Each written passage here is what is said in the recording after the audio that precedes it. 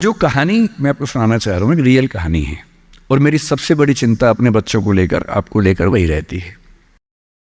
मैं जब भी कोई कहानी सुनाता हूँ नाम जगह वो सब बदल देता हूँ ताकि किसी की प्राइवेसी पर हमला ना हो। सबकी राइट टू प्राइवेसी है ना।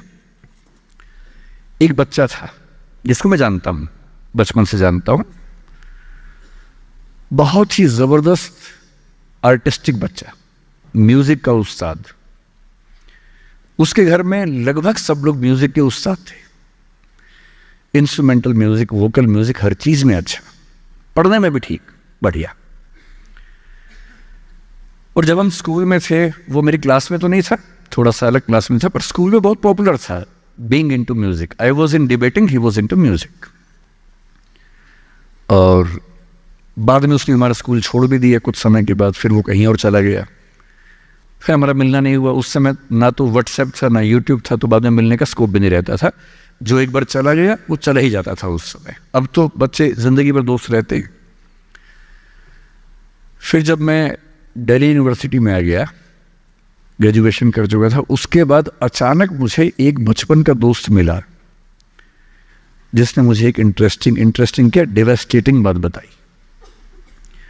तो बात चल रही थी कि स्कूल के दोस्त कहाँ कहाँ हैं, क्या कर रहे हैं। तो बातों बातों में उसका जिक्र भी आया। तो मैंने बड़ी उम्मीद से पूछा, मैंने कहा वो तो बॉम्बे चला गया होगा, फिल्म इंडस्ट्री में चला गया होगा। तो मेरे दोस्त ने पूछा कि तुम्हें नहीं पता उसके बारे में? मैंने कहा नहीं।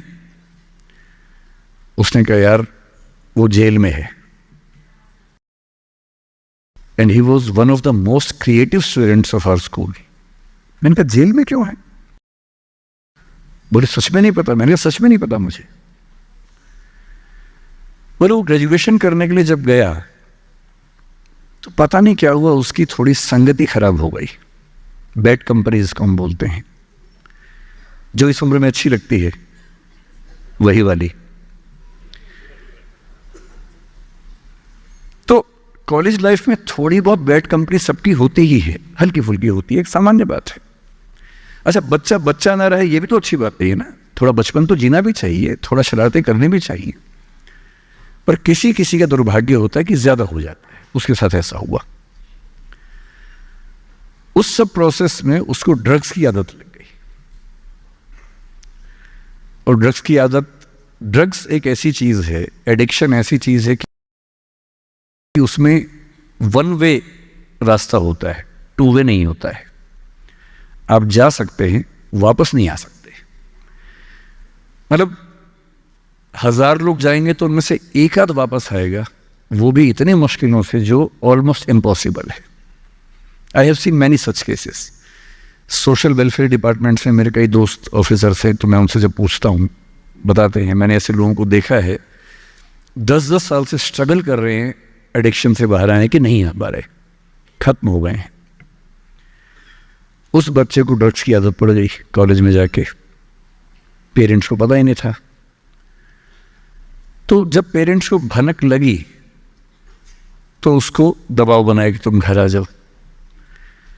अब वो जिस कंपनी में था, दोस्तों वाली कंपनी में, वहां अब ड्रग्स बहुत महंगे होते थे, पैसे घर से बहुत कम आते थे, जितने पैसे एक मिडिल क्लास फैमिली दे सकती है। अब वो घर से ज्यादा पैसे मांगने लगा, पैसे मिलते नहीं थे।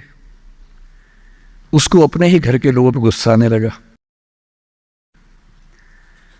तो एक बार वो अपने घर आया हुआ था छुट्टियों में, और वहां भी वो कुछ कुछ करता रहता था।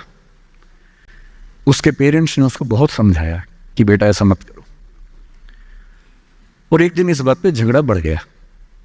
भैया पेरेंट्स की चिंता समझेंगे आज से 30 साल बाद, जब आपके बच्चे इस एज में होंगे ना, आपकी नानी मर जाएगी उस समय।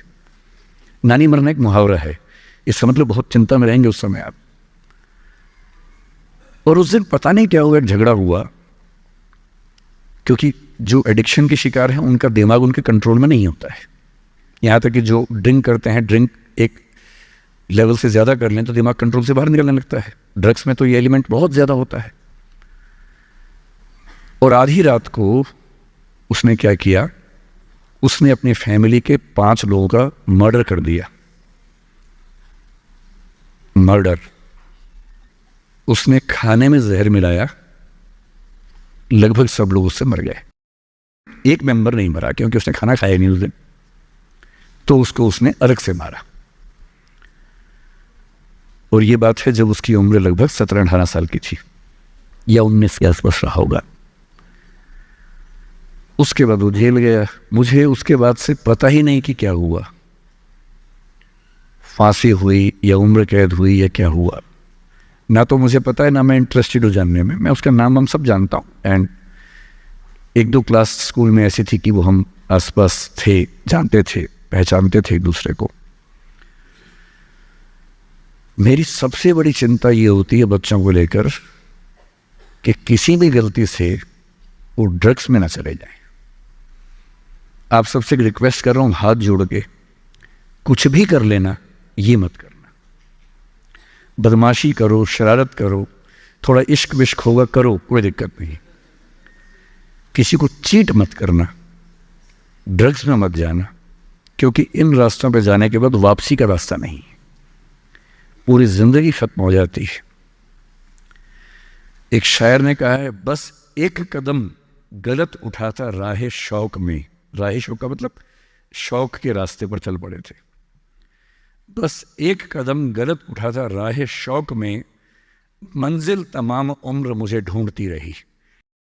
मेरी मंजिल जिंदगी भर मुझे ढूंढती रही, कहाँ चला गया? सिर्फ एक गलती हुई थी और उस एक गलती ने कहीं का नहीं छोड़ा।